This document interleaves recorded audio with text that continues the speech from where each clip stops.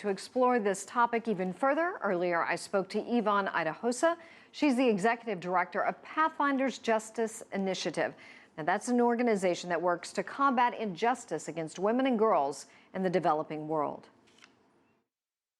I think this law is certainly a step in the right direction. I mean, it took over 10 years for advocates to be able to actually finally see something enacted.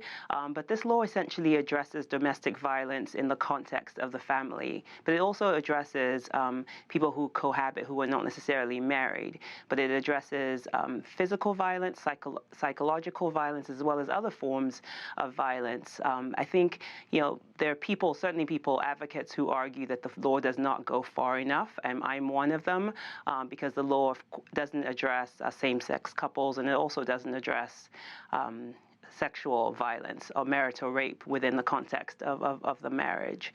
And so I think the law is significant. It's certainly a step in the right direction, but there's certainly a long, long way to go. Much more needs to be done.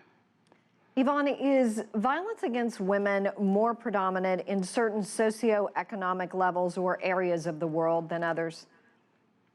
Well, there's certainly areas of the world that it's more prevalent, Western Asia, Africa, for sure. But this is something that cuts across all social classes, and it is actually prevalent in all 196 countries in the world.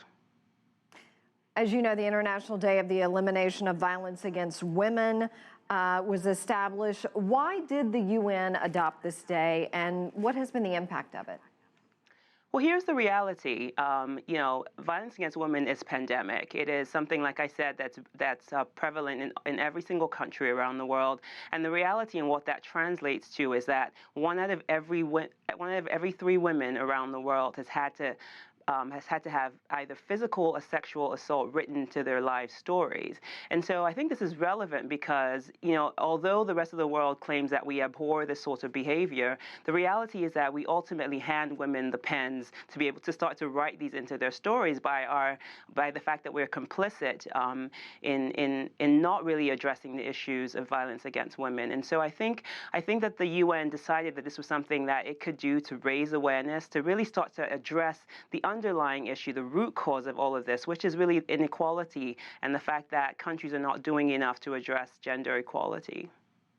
It's interesting that the UN would adopt this day, make this effort, and then Turkey was recently in the news for saying that men, if they had raped a woman under the age of 18, that they would be basically set free from any sort of legal prosecution as long as they married their victim.